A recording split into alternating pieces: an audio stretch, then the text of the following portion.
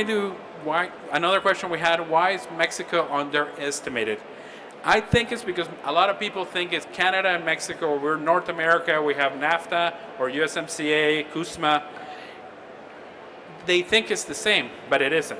Just ensure that whoever your advisor is telling you that. The next question, tax and SAT risk.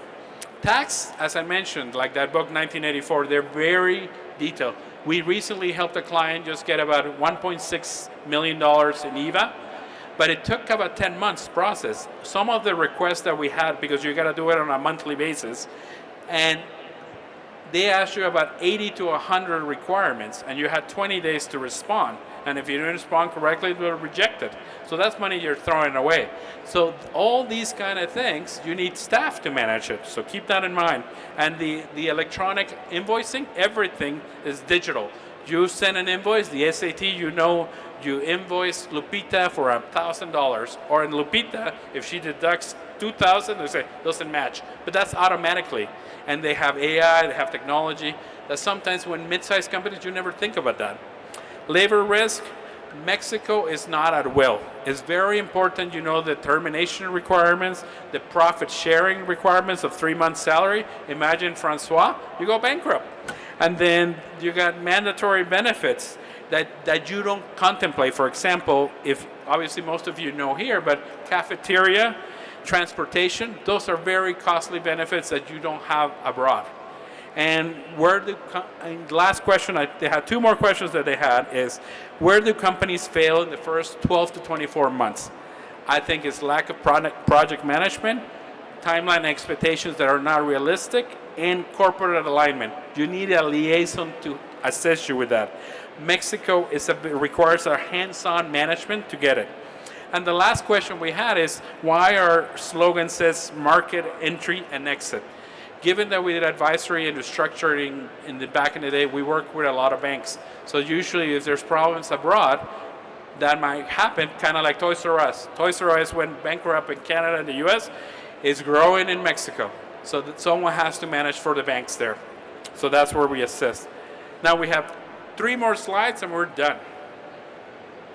In this section, we're going to talk about hot topics. I know you can't read them, but we'll share the presentation. We'll post them online. There'll be videos. Dulce will start with human capital and tax. Yes, well, basically we have said the most important part, in regard to labor, but basically labor is not an at-will employment environment. So you have to, you need a strong structure for employment, and also you have to consider the benefits that you need to offer, more benefits that the law says, because if you offer only all the law requirements benefits, people won't stay in your company. And also consider all the changes that are happening now in the legal laws. And in regard to tax, in tax, a non-compliance can hit your invoicing, because it is not just a penalty and you have to pay. No, the SAT can cancel all your CFDIs, your seals, electronic seals you need in order to invoice. So basically, a non-compliance can hit in your income. And great points in there, especially if you look at it, you gotta track all your profit sharing and an item for tax and government-related matters, especially all the legal representatives that are here. If you're a legal representative for tax, foreign trade, or economy requirements, you're the one that's on the hook, in addition to the company, but you're the one that they're going to help you look at that. So you need to ensure you look at what you're signing. There's a ton of items that you don't do. Always ask questions. I'm going to go quickly with legal.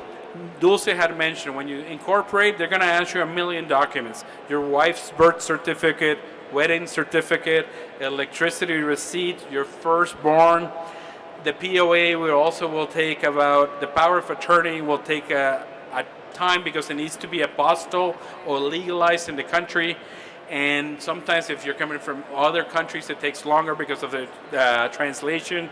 The anti-money laundering, you can have a corporation or an individual be the owner of a company, but let's just see if it's private equity. Right now with the AML, they're requiring to figure out who is the ultimate owner. So that's, if you don't have that plan, it's going to take longer for the incorporation. Now, for foreign trade, Dulce mentioned something good, very important. Those CFDIs, they control your invoicing. So if you do something wrong, they could potentially cancel them. So you can't invoice. No client is going to pay your invoices. But for foreign trade, if you don't do it, they're just going to cancel your permit of importing and of exporting. Imagine being a tier 1 and you can't import and export. I think you'll be out of business. Labor, health and safety is super critical, and everyone should have it as their attention, but there's a lot of exposure for the legal representative. So if you're a legal representative, ensure to pay you well, because hopefully you'll never need it. Now, 2 more slides and we're done. This is the last pitch. Basically, we're a well-rounded advisory firm. We're under 5 years of being together. Our partners have 20 to 30 years of experience. Any questions? We got a lot of clients that call us and you say, hey, our advisor is telling us this, and tell them, just ask them these 2 questions. If they match, you're good. At the end of the day, we want to help company and Mexico grow. So that's why we're here. And then the last section, whoop, it's done, is we have a thank you section. If you have any questions, we'll talk to you here. We're also right in front of Tamaulipas or the Canadian Chamber. That's where we'll be sitting there for a while. Thank you very much and have a great day.